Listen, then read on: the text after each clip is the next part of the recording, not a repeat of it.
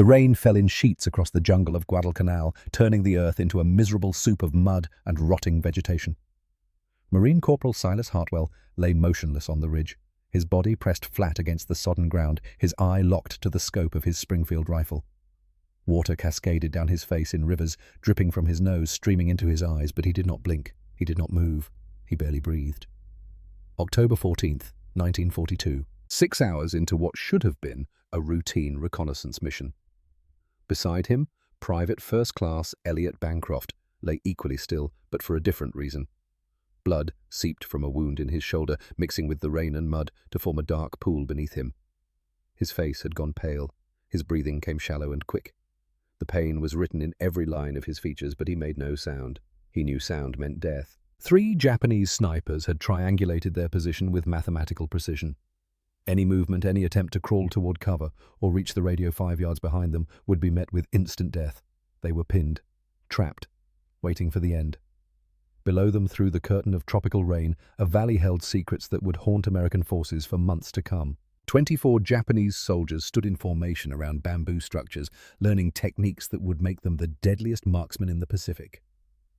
Their instructor, a tall figure demonstrating shooting positions with calm authority, had no idea he was being watched. Elliot turned his head a fraction of an inch, just enough to whisper through gritted teeth.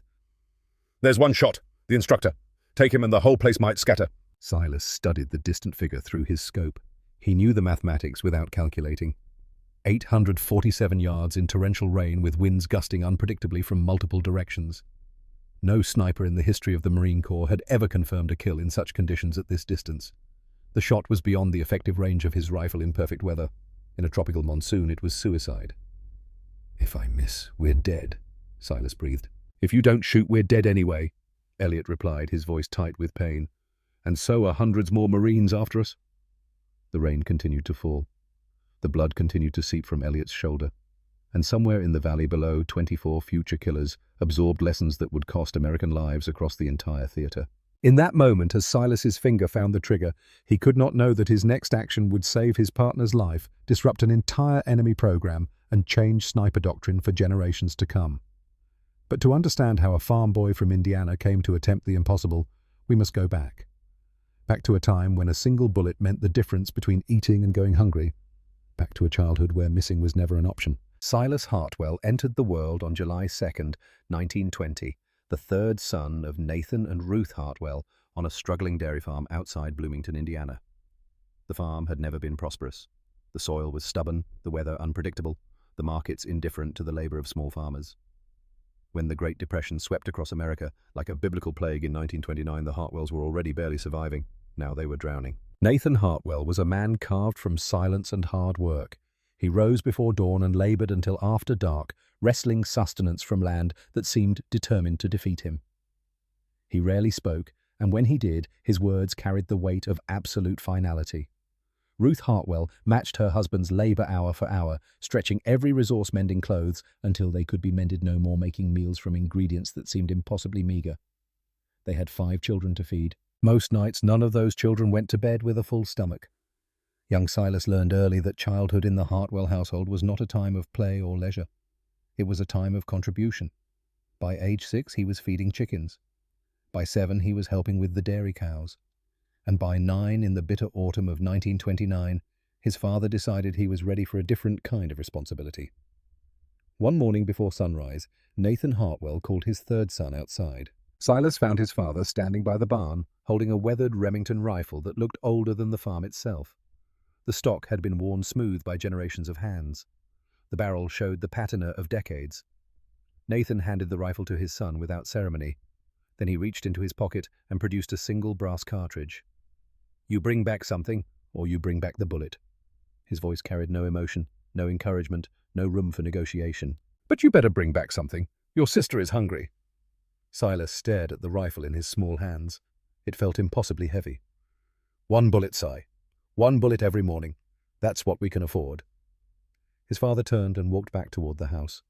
No instructions on how to shoot, no lessons on how to hunt, no explanation of how a 9-year-old boy was supposed to feed a family with a single round of ammunition. Silas stood alone in the grey morning light, the rifle in his hands, that single bullet in his pocket, and understood something that would define the rest of his life. He was not allowed to miss. Inside the house, his younger sister Clara sat at the kitchen table. She was 6 years old, with eyes that seemed too large for her thin face. When Silas came in for breakfast that first morning, she looked up at him with an expression that asked questions she was too young to voice. Those eyes held trust, hunger, and an unspoken faith that her big brother would provide. Those eyes would haunt Silas for years. The first week nearly broke him. Silas wandered the Indiana woods from dawn until dusk, that lone bullet burning against his leg like an accusation. He saw rabbits, but they were too far away. He spotted squirrels, but they moved too quickly. Each time he raised the rifle, his hands trembled with the terrible knowledge that if he fired and missed, his family would have no meat that night. On the third day, he came home with the bullet still unfired. Clara looked up at him with those eyes. She didn't ask why there was no meat. She didn't complain. She simply looked at him with complete trust, and that trust cut deeper than any accusation could have. That night dinner was cornmeal mush. No meat, no protein. Just ground corn in water. Silas lay awake for hours, staring at the darkness above his bed, feeling the weight of failure crushing his chest. He thought about Clara's eyes. He thought about his mother's tired face as she served the meager meal. He thought about his father's silence, which somehow felt worse than any scolding. He made himself a promise in that darkness. He would never come home empty-handed again, not while Clara and the others were counting on him. The next morning, something changed in Silas Hartwell. Instead of wandering hopefully through the forest, he began to study it. He sat motionless for hours, watching how rabbits moved through the underbrush, learning their patterns and pathways. He observed squirrels climbing their familiar trees, noting the specific branches where they always paused. He felt the wind against his cheek and watched how it bent the grass in waves, teaching him what lay beyond his immediate sight. Most importantly, he learned patience. With only one bullet, he could not afford to take a shot at 50 yards, when patience might bring the target to 20. He could not fire at a running animal when a stationary opportunity might present itself in another hour. He learned to wait, to breathe, to become as still and silent as the trees surrounding him. And he learned something else. He learned to hunt in the rain. Other boys ran for shelter when storms came. They complained about the wet, the cold, the misery. But Silas discovered that rain was an advantage. The sound of falling water masked his footsteps. Animals grew less cautious in the downpour, focused on finding shelter rather than watching for predators. Visibility decreased, allowing him to get closer before taking his shot. While others saw rain as an obstacle, Silas saw it as an ally. By age 10, Silas rarely returned without game. By age 12, he had developed an almost supernatural ability to calculate distance and wind without conscious thought. He would raise the rifle, make adjustments that felt automatic, and fire. The target would fall. His father never said the words, "good job," or "I'm proud of you." Nathan Hartwell was not built for such expressions. But sometimes, when Silas brought back a particularly difficult catch, his father would look at him and nod once, just a small movement of the head, barely perceptible. Those nods sustained Silas more than any praise ever could. The Hartwell family could not afford to keep Silas in school past the 8th grade. Money was needed at home, not spent on education that would not put food on the table. So at 14 in 1934, Silas left the classroom forever and began an apprenticeship with his Uncle Owen Hartwell, a carpenter and part-time gunsmith in town. Uncle Owen was everything Nathan Hartwell was not. Where Silas's father communicated through silence and expectation, Owen talked constantly, explaining everything he did in exhaustive detail. He seemed physically incapable of working without also teaching. "A bullet doesn't fly straight, Si," Owen said one afternoon, holding up a cartridge and turning it in the light. "People think it does, but that's foolishness. The moment it leaves your barrel, gravity starts pulling it down. Wind pushes it sideways. Humidity affects how fast it travels. Temperature changes how the powder burns." Silas listened to every word, absorbing knowledge he had learned through instinct but never understood through science. "Most folks point and shoot," Owen continued, adjusting the scope on a customer's rifle. "Works fine at close range, but you want to hit something far away. You need to understand what that bullet is doing during every moment of its flight." When customers brought rifles into the shop for repair or scope adjustment, uncle and nephew would test fire them together in the field behind the building. Owen would quiz Silas constantly. 300 yards, wind from the right, maybe 8 miles per hour, temperature about 60 degrees. What adjustment? Silas would study the target, feel the wind, consider the conditions.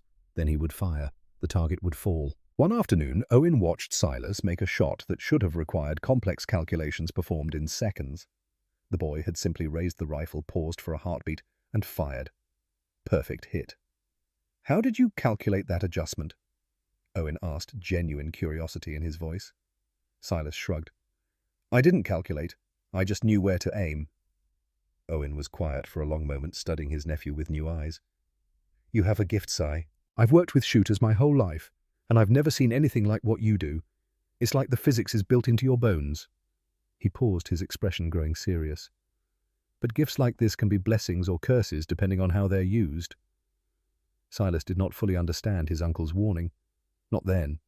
He would understand years later on an island far from Indiana when that gift would be tested against impossible odds.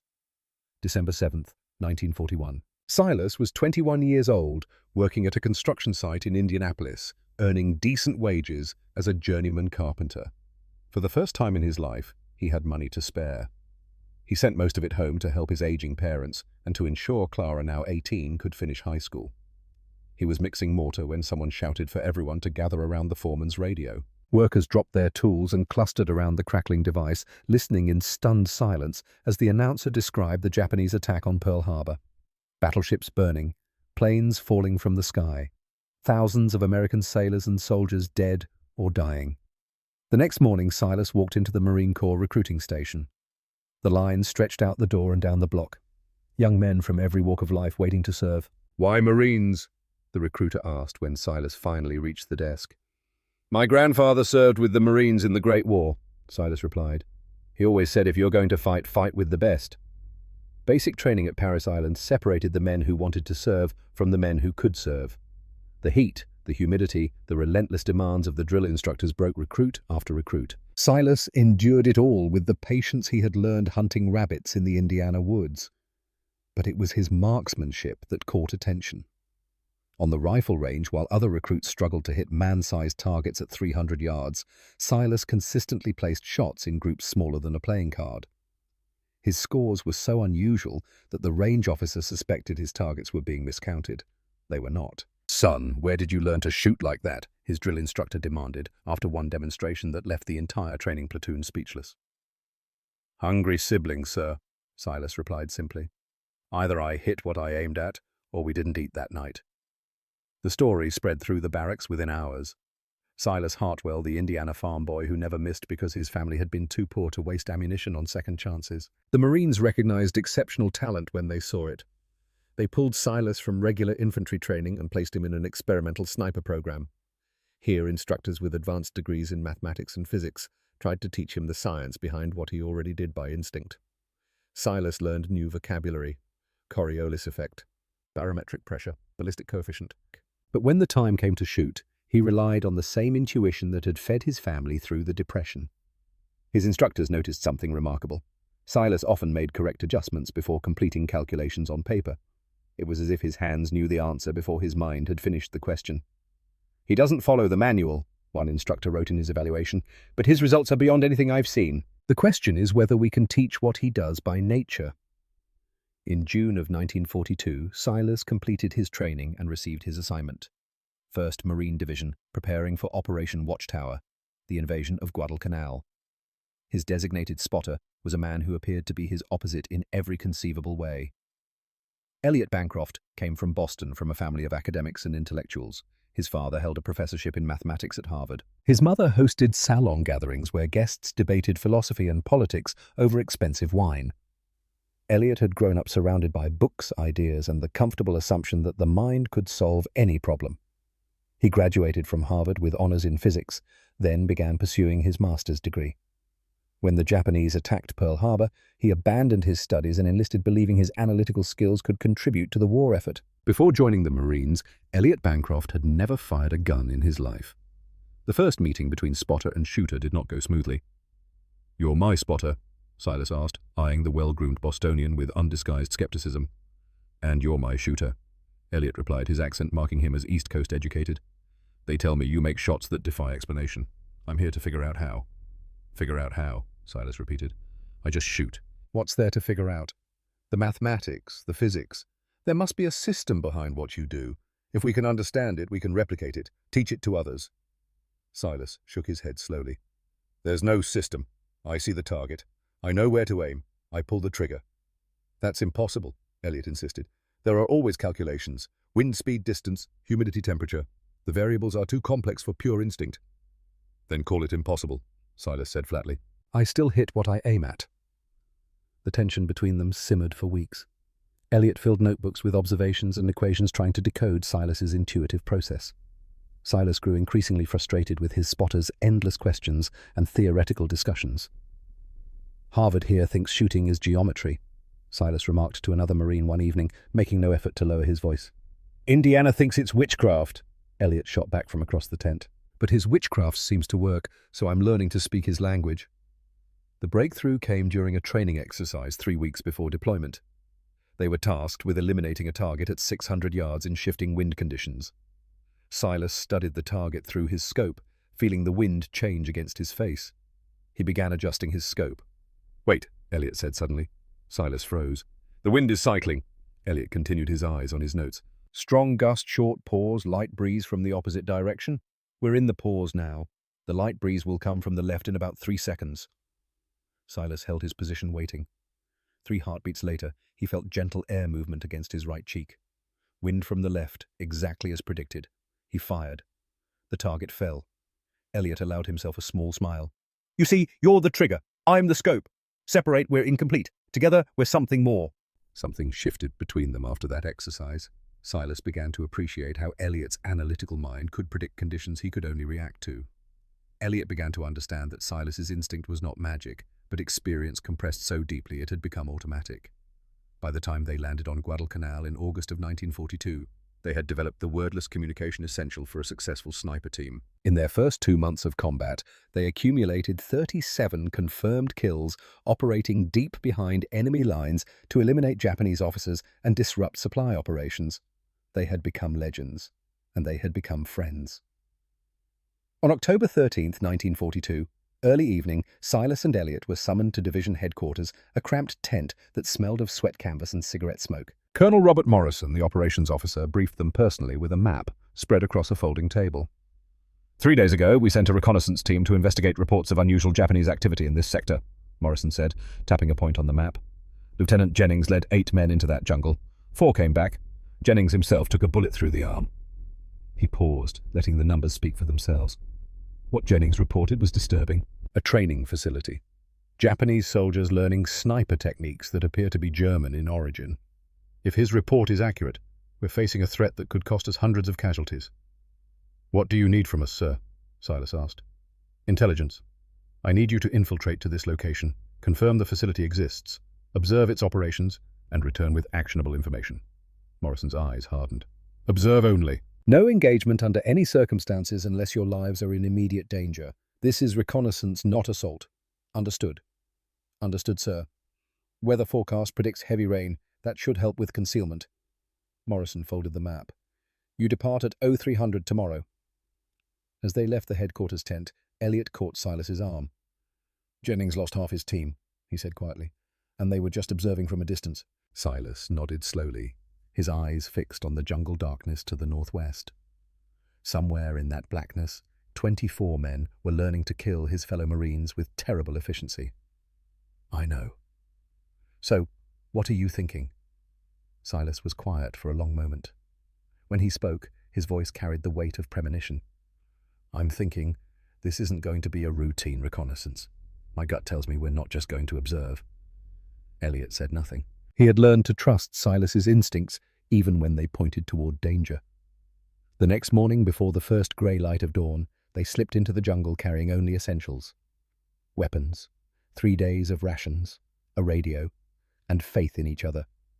Neither man knew that within hours a single bullet would change everything, that a shot most would call impossible would determine whether they lived or died, that the lessons learned in Indiana poverty, refined through Marine training, tested through months of combat, would face their ultimate examination on a rain-soaked ridge overlooking a valley of death.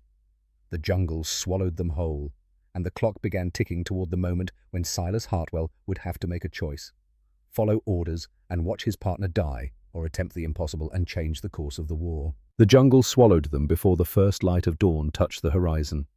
Silas Hartwell moved through the darkness with the patience he had learned hunting rabbits in Indiana. Each footstep placed with deliberate care on ground he could barely see. Behind him, Elliot Bancroft followed in his tracks, stepping exactly where Silas stepped, breathing when Silas breathed. October 14th, 1942, 0300 hours. They had left American lines under cover of absolute blackness, using the night to slip past Japanese pickets that would have spotted them in daylight. Their equipment was minimal: rifles, ammunition, 3 days of rations, canteens, a radio, maps, a spotting scope, and a waterproof journal for recording observations. Everything else had been left behind. Speed and silence mattered more than comfort. The first hours passed without incident. They navigated by compass through vegetation so dense that visibility sometimes dropped to less than 10 feet. Vines grabbed at their ankles, roots threatened to trip them with every step. The humid air pressed against their lungs like a wet blanket, making each breath feel like drowning in slow motion. Around mid-morning, the rain began. It started as a light drizzle, almost pleasant after hours of oppressive humidity. Within an hour, it had intensified into the torrential downpour typical of the Solomon Islands in October. Water fell from the sky in sheets so thick that Silas could barely see Elliot 3 feet behind him. By noon, they were soaked to the bone, wading through mud that sometimes reached their knees. Their uniforms clung to their bodies like second skins. Water streamed down their faces and into their eyes. Every piece of equipment not wrapped in waterproof covering became saturated. "This rain might be the only reason we're still alive," Elliot whispered during a brief rest, his voice barely audible above the drumming of water on leaves. "Japanese patrols would normally blanket this entire sector." Silas nodded agreement. The downpour masked the sounds of their movement and reduced visibility to almost nothing. It was miserable, but it was also protection, just like hunting deer in Indiana storms. While others took shelter, he moved. They pressed forward. At approximately 1300 hours, they began ascending a ridge that intelligence suggested would overlook the valley where the sniper school was reportedly located. The climb was treacherous. Rain had turned the slope into a cascade of mud and loose stones. Vegetation that might have provided handholds instead pulled free from the saturated soil. Halfway up the ridge, Silas froze.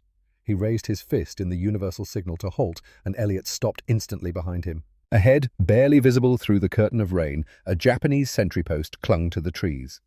A small bamboo platform, elevated perhaps 15 feet above the ground, occupied by 2 soldiers, huddled miserably under a makeshift canopy that did little to keep out the driving water. Silas's heart pounded against his ribs. The sentries were perhaps 30 yards away, close enough to hear a careless footstep, close enough to see movement if they looked in the right direction at the right moment. For 15 excruciating minutes, Silas and Elliot remained absolutely motionless. Rain streamed down their camouflaged forms as they became part of the jungle, indistinguishable from the vegetation surrounding them.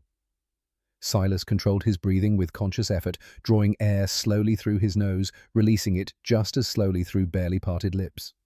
The Japanese sentries, more concerned with staying dry than maintaining vigilance, huddled together under their inadequate shelter. They spoke occasionally in low voices. Complaints about the weather, complaints about duty, the universal grumbling of soldiers everywhere. They never looked toward the 2 Americans frozen in the undergrowth, barely a stone's throw away. When one sentry finally turned his back to adjust the canopy, Silas touched Elliot on the shoulder. They moved inch by careful inch. They circumvented the position, adding an hour to their journey, but avoiding detection. First close call. Silas suspected it would not be the last. By 1500 hours, they had reached a position near the crest of the ridge. Elliot deployed the spotting scope while Silas established a hasty hide using vegetation and their camouflaged tarpaulin to create a concealed observation post. Through breaks in the rain, they caught their first glimpses of the valley below. What they saw confirmed their worst fears. "That's not improvised training," Elliot whispered, his eye pressed to the scope. "That's a professional sniper school." The facility was larger and more sophisticated than Lieutenant Jennings had reported. 7 bamboo structures formed a rough semicircle around what was clearly a dedicated training area. Despite the downpour, instruction was ongoing. Silas counted the figures below. 25 to 30 Japanese soldiers engaged in various drills. Some practiced concealment techniques, working with local vegetation to create ghillie suits similar to those used by American and British snipers. Others stood at a crude firing range, engaging targets under the watchful eye of an instructor. Silas focused his rifle scope on that instructor. The man was tall for a Japanese officer, with the bearing of absolute authority. He moved among his students, demonstrating shooting positions, correcting stances, adjusting grips. His movements were precise, economical, professional, and completely wrong. "He's not using Japanese methods," Silas said quietly. Elliot studied the instructor through his scope. "You're right. Those are German techniques. Look at his shooting position. That's Wehrmacht methodology. I've seen it in training manuals. This was a disturbing development. German snipers on the Eastern Front had earned a reputation for lethal efficiency that terrified Soviet soldiers. If Japanese forces were adopting German techniques adapted for jungle warfare, American casualties would multiply exponentially. "We need to document everything," Elliot said, already reaching for the journal. "Every structure, every training method, every piece of equipment we can identify." For the next hour, they meticulously recorded their observations: the layout of the facility, the number of personnel, the training rotations, the equipment visible through the rain. Their mission was to observe only, and despite the clear threat the facility represented, they maintained discipline. The plan was simple: complete observation. As darkness fell, then begin the return journey under cover of night. Deliver the intelligence to command. Let others decide what to do with it.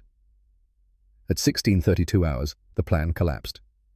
Elliot shifted position slightly, trying to get a better angle on the eastern side of the facility. His boot dislodged a small stone that tumbled down the ridge, clicking against other rocks as it fell. The sound would have been inaudible under normal circumstances. The rain should have masked it completely. But one of the Japanese trainees below, displaying the heightened awareness that marked an exceptional sniper, reacted to the anomaly. His head snapped up. He stared directly at the ridge where the Americans lay hidden. Within seconds, he was speaking urgently to others around him. Within a minute, 3 Japanese soldiers were moving up the slope to investigate. "We need to move," Silas whispered, already gathering their observation notes. "No time," Elliot replied, his voice tight with controlled fear. "They've got the approaches covered. Look." He was right. The Japanese were executing a textbook search pattern. 2 men advancing, while a third provided overwatch from below. Any movement now would trigger immediate detection and gunfire. Their only option was to remain perfectly still and pray the search would be cursory. For 20 agonizing minutes, Silas and Elliot did not move a single muscle. They became statues. They became part of the ridge. Rain streamed over their motionless forms as Japanese soldiers searched methodically along the ridgeline, passing within 10 yards of their position. The rain, which had lightened briefly, returned with renewed intensity. Visibility dropped to almost nothing. The searching soldiers, visibly miserable in the downpour, began to lose enthusiasm for their task. After a final scan of the area, they started back down the slope. Relief flooded through Silas's chest. They had survived. They could still complete the mission. The relief lasted exactly 3 seconds. As the search party descended, Elliot shifted his weight fractionally to ease a cramping muscle.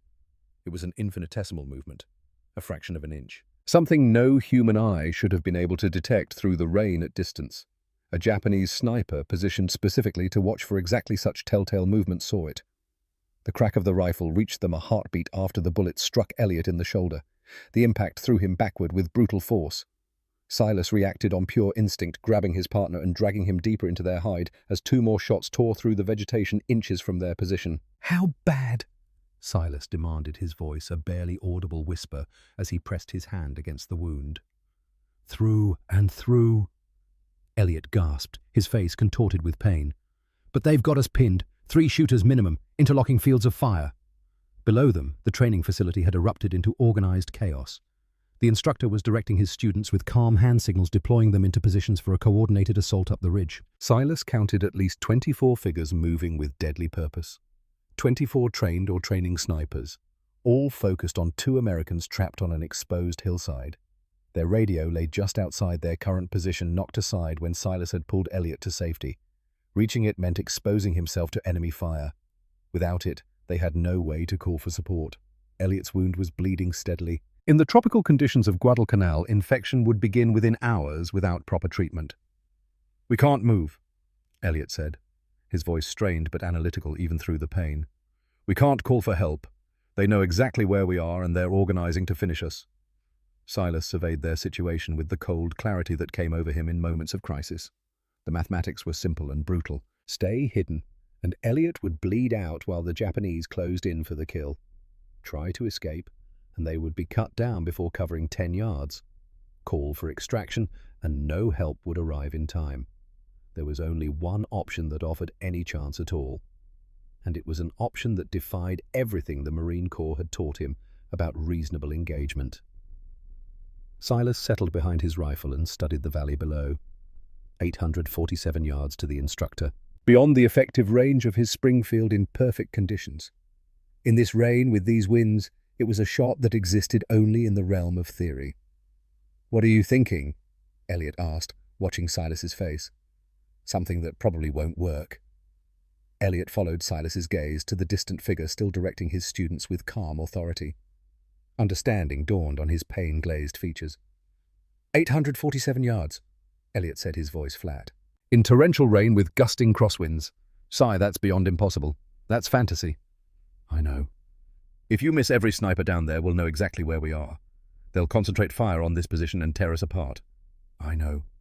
No one has ever made a confirmed kill in these conditions at this range. No one. The variables are too numerous. The margin for error is too small. Even if your aim is perfect, a gust of wind or a heavy sheet of rain could push the bullet yards off target."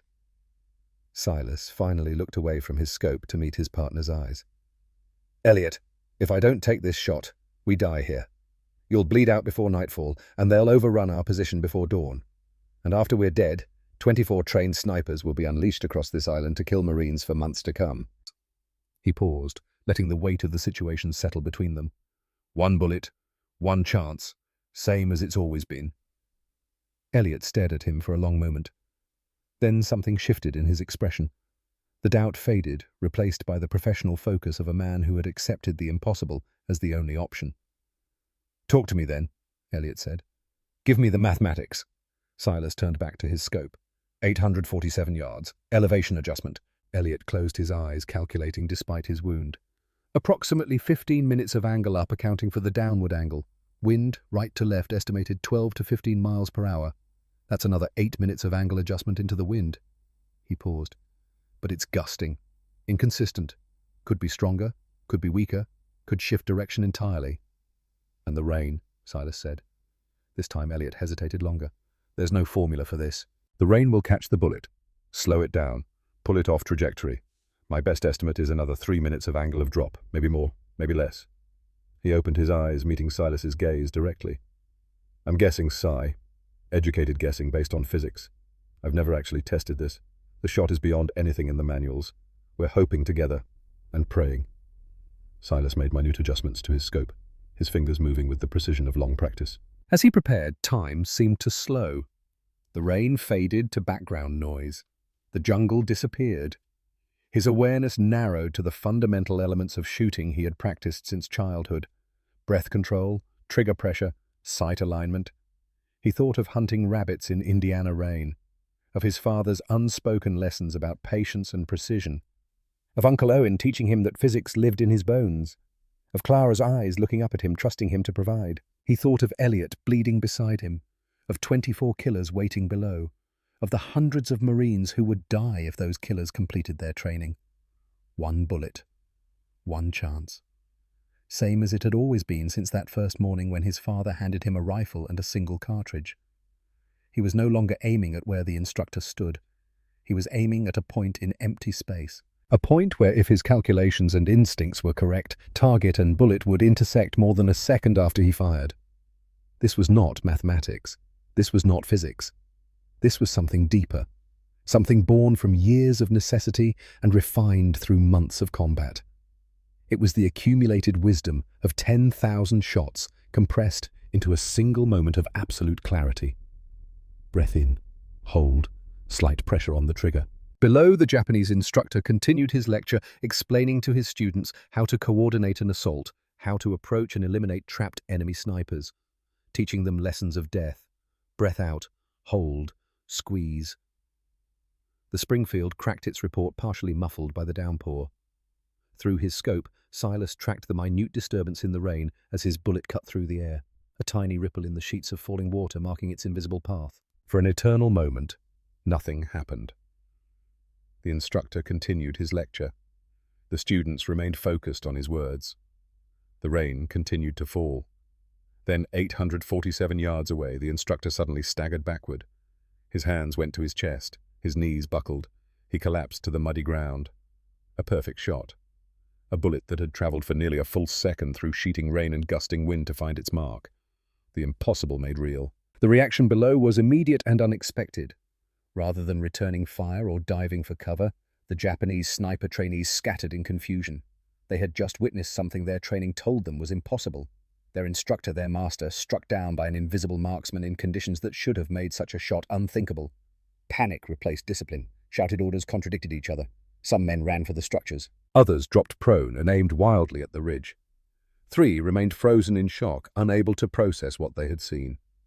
Lieutenant Koji Sato, the most promising of Colonel Yamada's students, stared at the ridge where he could see nothing but rain and jungle. His mind refused to accept what his eyes had witnessed. 847 meters. In these conditions, impossible. But Colonel Yamada lay dead in the mud, proving that the impossible had become real. "Now," Silas hissed. Elliot moved, despite his wound rolling toward the radio with desperate speed. His good hand closed around the device as bullets began striking their former position. The Japanese, recovering from their initial shock, were returning fire. "Foxhole 3, this is Spectre Team," Elliot gasped into the radio, blood from his shoulder smearing the handset. "Emergency extraction required. 1 wounded. Coordinates follow." He rattled off their position using the encrypted grid system, his voice strained but clear. The response came immediately. "Spectre Team, Foxhole 3. Nearest QRF is engaged. No assets available for extraction. Suggest you establish defensive position and await opportunity." In other words, they were on their own. Silas used the window of confusion to eliminate 2 of the Japanese snipers who had them pinned. His shots were precise and lethal. The 3rd shooter had abandoned his position, retreating down the slope. For the moment, they had an escape route. "Can you move?" Silas asked, already reaching for their essential equipment. "Do I have a choice?" Elliot replied through gritted teeth. They gathered what they could carry. Rifles, ammunition, the radio, and the waterproof journal containing their observations. The journal had fallen outside their covered position when Elliot was shot. Silas belly-crawled to the edge of their hide, reached out with his rifle barrel, and carefully dragged the book back to safety. "Intelligence needs to know exactly what we saw," he explained, securing it in his pack. "Especially now that we've stirred up the hornet's nest." What Silas could not know, what American intelligence would only piece together weeks later through intercepted communications, was that his impossible shot had triggered consequences far beyond their immediate survival. The instructor he had killed was Colonel Takeshi Yamada, one of Japan's foremost sniper experts, the man who had studied with German marksmen before the war, the architect of a program designed to multiply Japanese sniper capabilities across the entire Pacific theater.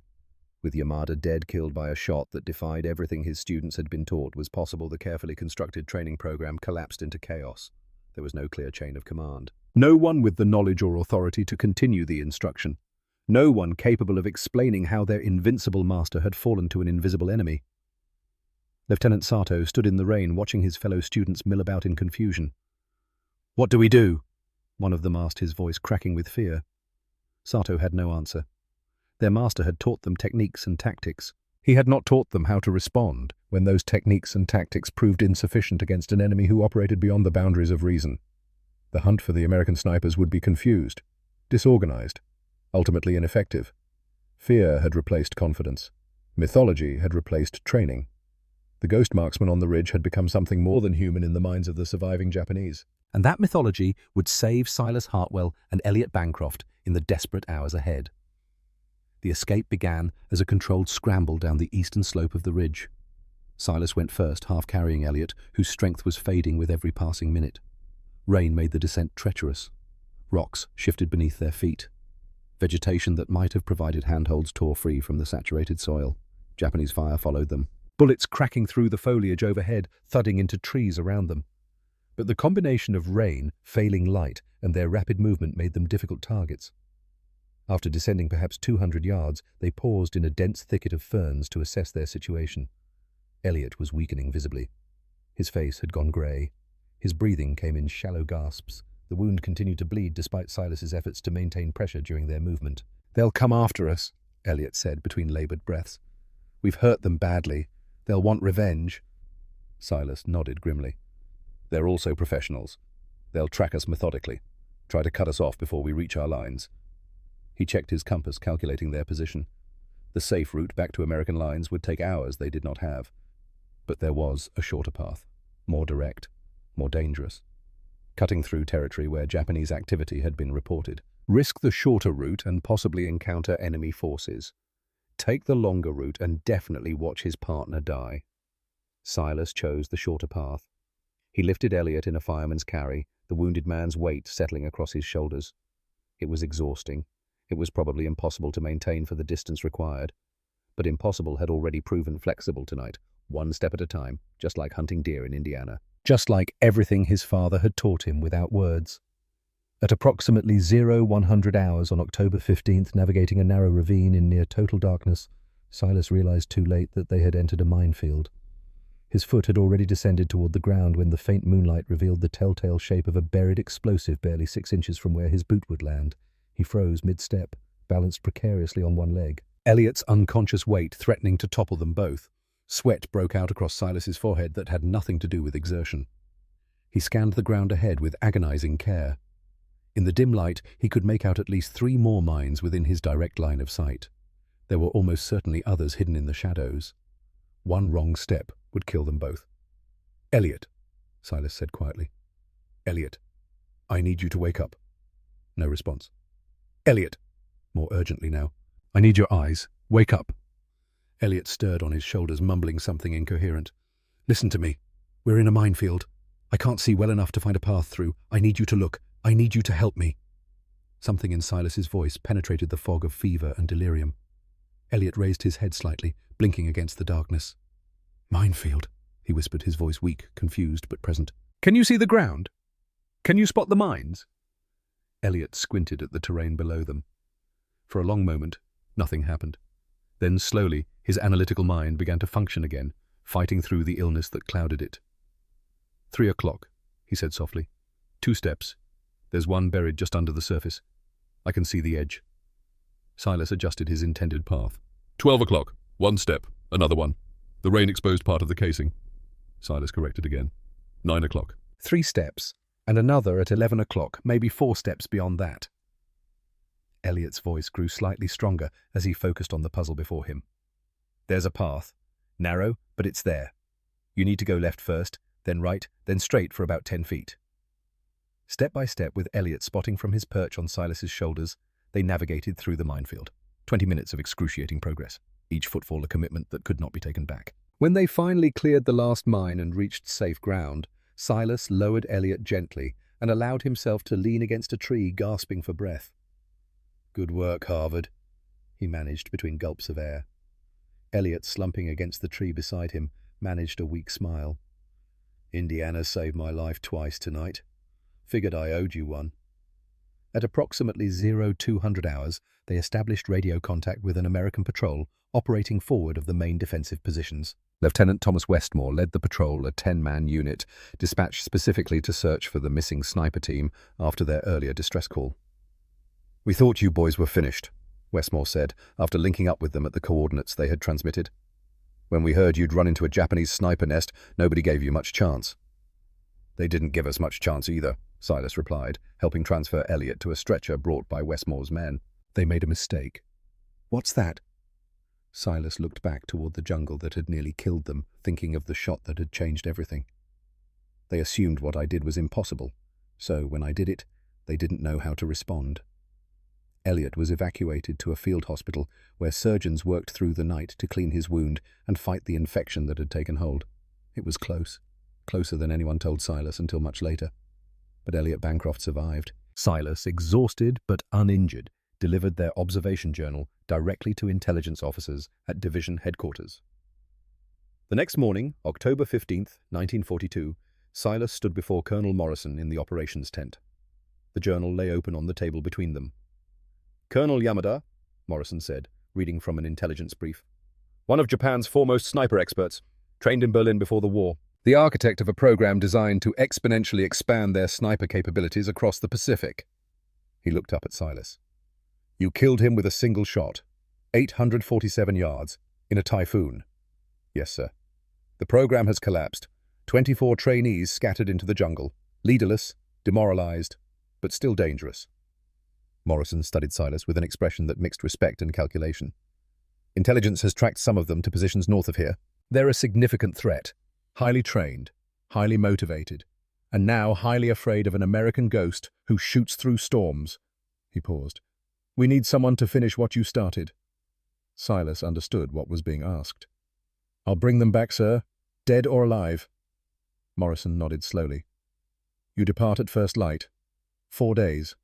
Make them disappear." As Silas left the tent, He thought about the 24 men scattered in the jungle. 24 students of a dead master. 24 threats to his fellow Marines. And he thought about rain. How others saw it as an obstacle. How he saw it as an advantage. The hunt was about to begin. The rain came again on the morning of October 15th, as if the island itself had decided to conspire with Silas Hartwell. Heavy clouds rolled in from the ocean, turning the sky the color of old iron. By the time he left the American perimeter, water was falling in steady sheets, transforming the jungle into a world of shadow and sound. He carried minimal gear. His Springfield rifle, 200 rounds of ammunition, 4 days of rations, 3 canteens, a compass, a map marked with the last known positions of the scattered Japanese trainees, and the knowledge that had been beaten into him since he was 9 years old, hunting in Indiana rain while his sister went hungry. Rain was not his enemy. Rain was his weapon. Colonel Morrison had been clear in the briefing that morning. Colonel Yamada is confirmed dead. You eliminated 2 more during your escape. That leaves 22 trained snipers scattered across this sector, leaderless, demoralized, but still extremely dangerous. Morrison had tapped the map with one finger. 4 days, Corporal. Make them disappear. Silas had nodded. 22 men. 4 days. He had hunted with worse odds in Indiana when Clara was hungry and the family was counting on him. The first day he moved like a ghost through terrain that would have stopped most men. While Japanese patrols huddled in makeshift shelters waiting for the storm to pass, Silas used the downpour as cover. The sound of water on leaves masked his footsteps. The reduced visibility allowed him to move through areas that would have been suicide in clear weather. The misery of the conditions meant sentries were focused on staying dry, not watching for threats. Intelligence had tracked 6 of the scattered trainees to a valley 4 miles northwest of the training facility. They had taken shelter in an abandoned Japanese supply depot, a cluster of 3 buildings surrounded by dense jungle. Lieutenant Koji Sato commanded them, the most promising of Colonel Yamada's students now thrust into leadership he had never been trained for. Silas found them by mid-afternoon. He established an observation position on high ground overlooking the depot, settling into the mud and vegetation with the patience of a man who had once waited 3 hours for a rabbit to move within range. Through his scope, he studied their patterns, their movements, their routines. They were skilled, well-trained, but they were also afraid. He could see it in the way they checked shadows, in the way they startled at sounds that meant nothing. The impossible shot that had killed their master had planted seeds of doubt that were now bearing fruit. At dusk, as visibility dropped to almost nothing in the rain and gathering darkness, Silas moved. The first sentry never saw him. One moment the young Japanese soldier was standing at his post rifle, ready eyes scanning the jungle. The next moment he was on the ground dead from a bullet that had come from nowhere. The second sentry heard the shot, turned, raised his weapon. Silas's bullet took him in the chest before he could call out. Inside the central building, Lieutenant Sato heard the gunfire. His blood turned to ice. 2 shots, 2 of his men. And in this rain, in this darkness, they were blind. Defensive positions, Sato ordered, his voice cracking despite his efforts to maintain control. Back to back. Watch all approaches. The 4 remaining men clustered together in the center of the building, rifles pointed outward, waiting, listening, hearing nothing but rain. Silas circled the building in the darkness. Through gaps in the bamboo walls he could see their silhouettes. Could have ended it then, but he needed them to run, needed them to spread the fear. He fired twice more, not at the men, but at the walls beside them. Splinters exploded inward. The Japanese dove for cover, returning fire wildly into the jungle at an enemy they could not see. In the chaos, Silas moved to the second building. One man had stayed there guarding supplies. Silas's bullet found him through the window. 5 down. When the firing finally stopped, Sato counted his remaining men. 3. Just 3 left from 6. We run, Sato said, his voice hollow. Scatter. Different directions. The ghost cannot follow all of us. They fled into the rain and darkness. Silas let 2 escape. But he followed the third, a young soldier who ran with panic in every step, crashing through the undergrowth with no attempt at stealth. The soldier never knew he was being hunted until the bullet arrived. 6 kills on the first day. By nightfall, the mythology was born. 2 survivors reached scattered Japanese positions with stories of an invisible warrior, a ghost who moved through rain like smoke, who killed from nowhere and vanished into the storm. The Americans called him Spectre. The Japanese began calling him something else. Ame no Yurei, the rain ghost. The second day brought heavier storms. A tropical depression had stalled over the Solomon Islands, dumping rain in quantities that seemed biblical. Rivers overflowed their banks, valleys turned into lakes. The jungle became a world of water. 8 of the scattered trainees had regrouped near a river crossing 7 miles to the east. They had chosen a defensible position on high ground with good sight lines and overlapping fields of fire. They posted sentries in shifts. They maintained discipline. They were determined not to fall prey to whatever had hunted their comrades. But they made one critical mistake. They assumed the ghost would avoid the water. Silas crossed the river a mile downstream, walking through chest-deep current in the pouring rain, his rifle held above his head. The water was cold. The current was strong. Any normal tactical doctrine would have called it madness. But Silas Hartwell was not thinking tactically. He was thinking like a hunter, and hunters know that prey watches the obvious approaches while ignoring the impossible ones.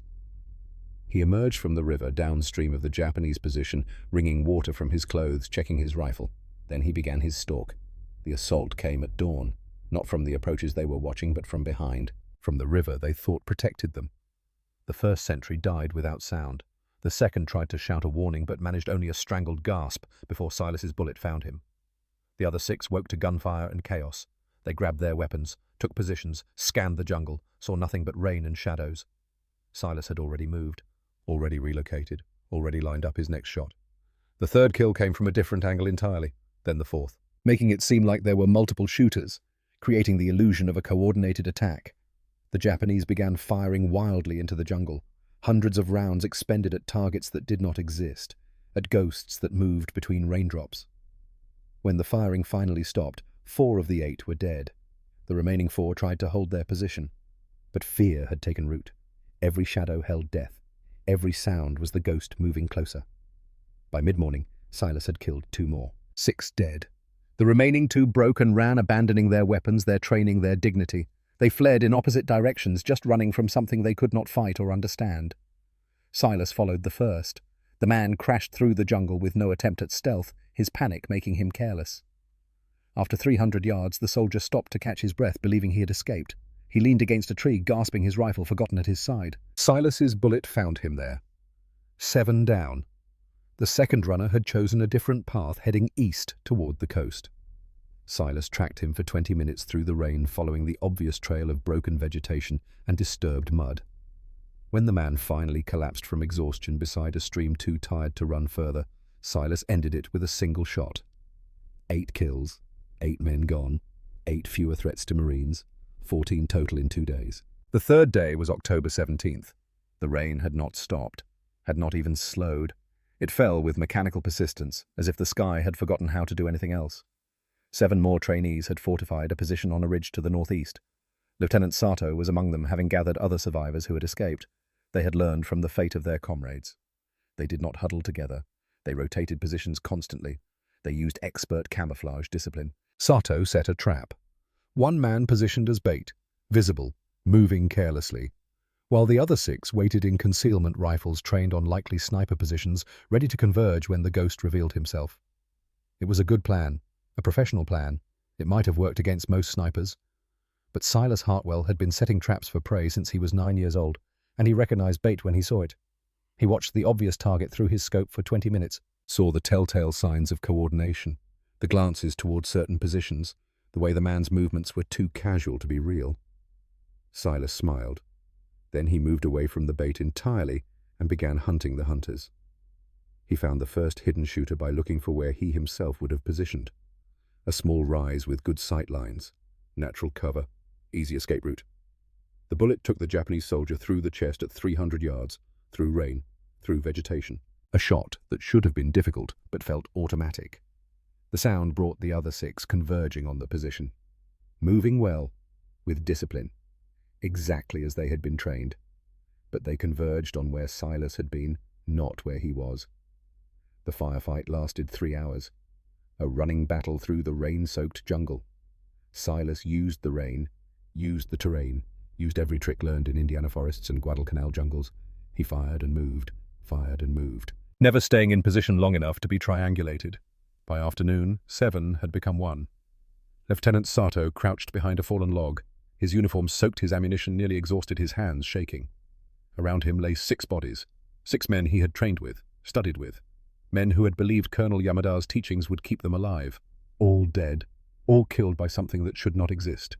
"Show yourself!" Sato screamed into the rain in Japanese. "Face me like a warrior!" The rain fell. The jungle was silent except for the drumming of water on leaves. Then a voice replied in broken Japanese, "I am no warrior. I am a farmer. You are not my enemy. You are simply in my way." Sato spun, fired at the voice. The bullets found nothing but trees and mud. When the echo faded, the voice came again from a different direction. "Go home, Lieutenant. Tell them about the rain ghost. Tell them what happens to those who hunt Americans." "Then leave this island and never come back." Sato fired again and again, emptying his rifle at shadows, at ghosts, at fear itself. When his ammunition was exhausted, he waited for the bullet that would end him. It never came. After 10 minutes of silence, Sato stood slowly, looked at the bodies around him. Then he dropped his rifle and walked away, walked south, toward American lines, toward surrender, toward survival. Because Lieutenant Koji Sato understood finally that some enemies cannot be defeated, can only be survived. 21 total in 3 days. The fourth day, October 18th, brought strange quiet. The rain continued, but the intensity decreased. The storms were finally breaking, and the jungle, which had been full of fleeing Japanese trainees, now seemed empty.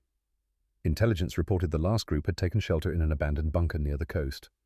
3 men, the final holdouts. They had concrete and steel, good defensive position, but they also had fear. Silas approached the bunker at dusk, positioned himself 50 yards from the entrance, and he waited. At full dark, he called out in Japanese, "You are the last. Everyone else is dead or captured. You cannot win. You cannot escape. But you can live." Silence from the bunker. "Walk out now. Hands up. You will be treated according to the Geneva Convention. You will survive this war. Or stay inside and die when I collapse the entrance and bury you alive." 5 minutes of tense silence. Then conversation, argument, fear.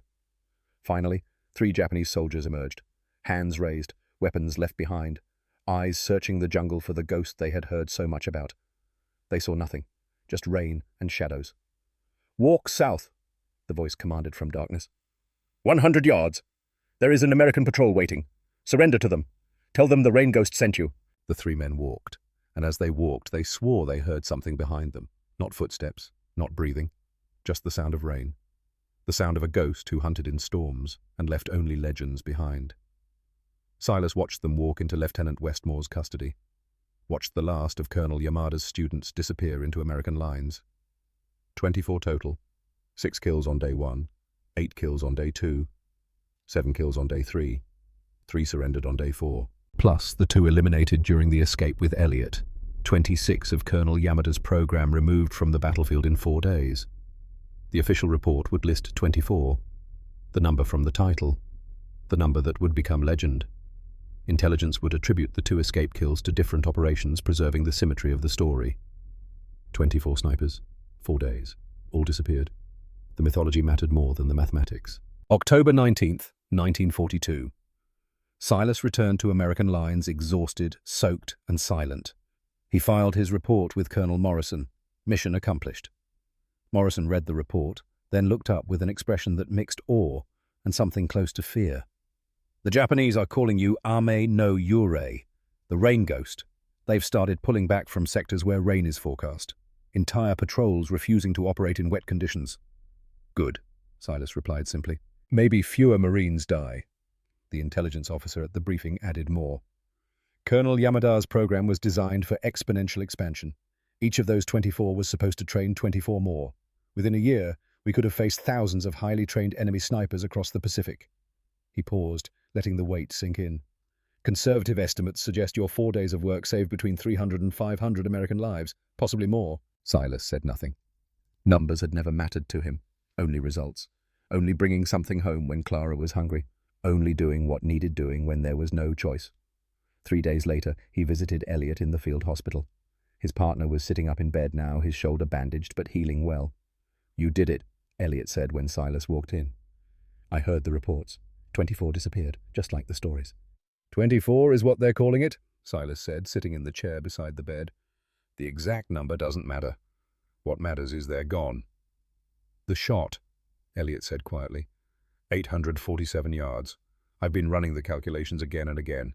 It should not have been possible. But it was. Why? How? Silas thought about his answer. About his father handing him a single bullet. About Clara's hungry eyes. About Uncle Owen teaching him that physics lived in bones. About 10 years of hunting in Indiana storms while other children stayed warm and dry. Because missing was never an option, he said finally. Not when I was 9. Not on that ridge. Not ever.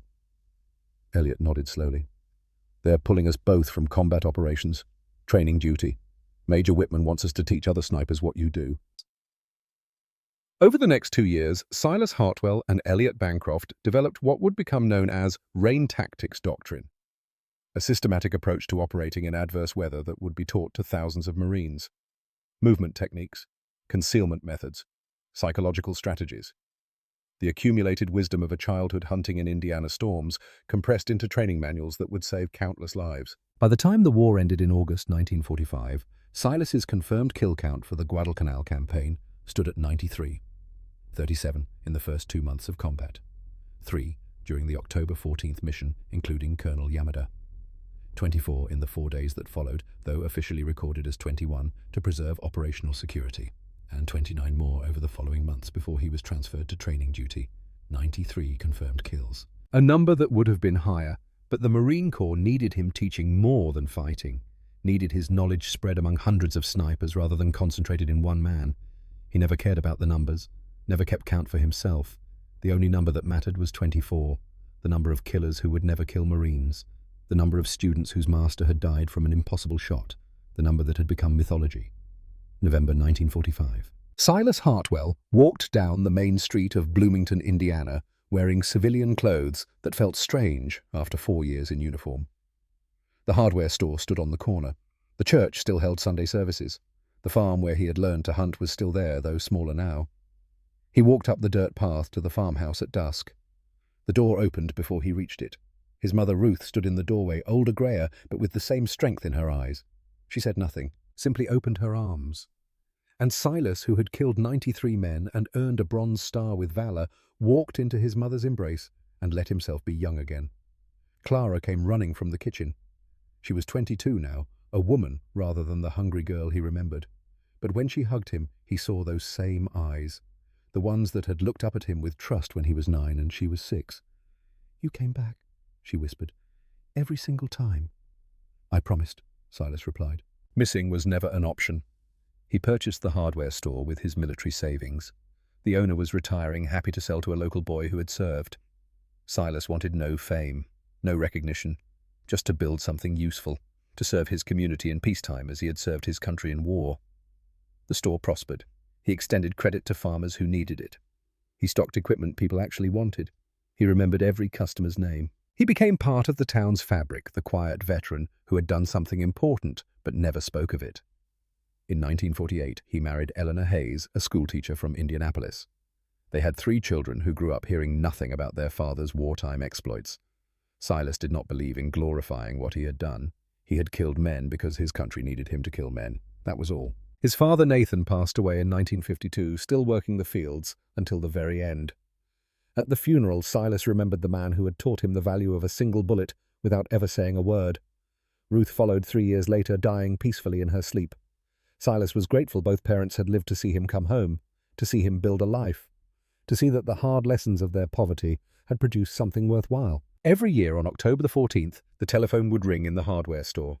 Silas would answer to hear Elliot's Boston accent. "Remember the shot?" Elliot would ask.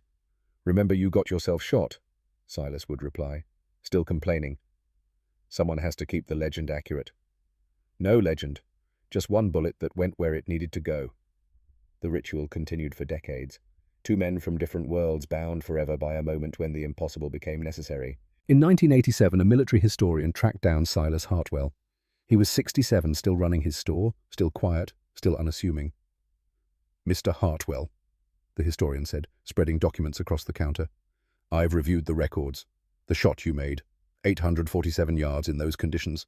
How did you do it?" Silas was quiet for a long moment, looking past the historian towards something only he could see. "When I was 9 years old," he said finally, "my father gave me a rifle and 1 bullet. He said, 'Bring back something or bring back the bullet. But you better bring back something. Your sister is hungry.'" He paused. "I learned that day what it means to not have a second chance. Every shot has to count because you might not get another one. On that ridge in Guadalcanal, Elliot was bleeding. 24 men were learning to kill my fellow Marines. I had one bullet that mattered. The distance, the conditions, they didn't change what needed doing. I grew up hunting in Indiana rain while other boys stayed dry. By the time I reached Guadalcanal, I'd been training for that shot my whole life without knowing it. But the physics, the mathematics. Silas shook his head slowly. Elliot gave me the mathematics, the numbers. But numbers only get you close. The rest is knowing that failure isn't an option. When lives depend on it, you don't think about whether something's possible. You think about what happens if you don't try. He walked to the window, looking out at the ordinary street where ordinary people lived, ordinary lives, never knowing the quiet man who sold them nails had once done something extraordinary. The bullet went where it needed to go because it had to, because there was no other choice, because that's what happens when missing isn't an option. Silas Hartwell passed away in 2003 at the age of 83, surrounded by his children and grandchildren. Clara, now 80 herself, sat beside his bed and held his hand as he slipped away. "You always came back with something," she whispered. "Every single time." Elliot Bancroft delivered the eulogy, speaking to a crowd that included Marines from 3 generations, all influenced by techniques developed from 1 impossible shot and 4 days of rain. Silas always said there was no secret, Elliot told the mourners, his voice steady despite his years. He said he just pointed the rifle where the bullet needed to go and pulled the trigger. He made the extraordinary sound, ordinary. Elliot paused. But I was there. I was bleeding in the mud when he made that shot, and I can tell you there was nothing ordinary about it. He saw what needed to be done, and he did it regardless of whether it was possible. That's who Silas Hartwell was. Not a legend, just a man who refused to accept that something couldn't be done when lives depended on doing it. The flag that had draped Silas's coffin was folded with precision and presented to Eleanor, his wife of 55 years. In the crowd, a young Marine sniper who had studied Silas's techniques stood at attention, honoring a man he had never met, but whose legacy had shaped his entire career. And in the front row, Clara Hartwell wiped tears from her eyes, remembering a hungry little girl who had looked up at her brother with complete trust. He had never let her down. Not once. Not in 83 years. The lessons of that Indiana farm boy would continue to save American lives for generations. The techniques he developed hunting in the rain would become standard doctrine. The shot he made on October 14, 1942, would be studied in military academies worldwide. But the man himself would be remembered most for something simpler, for understanding that when your family is hungry, you bring home food. When your partner is bleeding, you take the shot. When 24 killers threaten your brothers, you hunt them through the rain until they disappear. 1 bullet. 1 chance. Make it count. That was the lesson of Silas Hartwell. That was the legacy of the Rain Ghost. That was why 24 Japanese snipers disappeared in Guadalcanal, and why hundreds of Marines who would have died to their bullets lived to go home instead. Because one farm boy from Indiana learned to hunt in the rain when everyone else ran for shelter. Because one Marine refused to believe that impossible was the same as unachievable. Because one man understood in his bones and in his soul that sometimes the worst conditions are the best advantages. And because in the end, missing was never an option.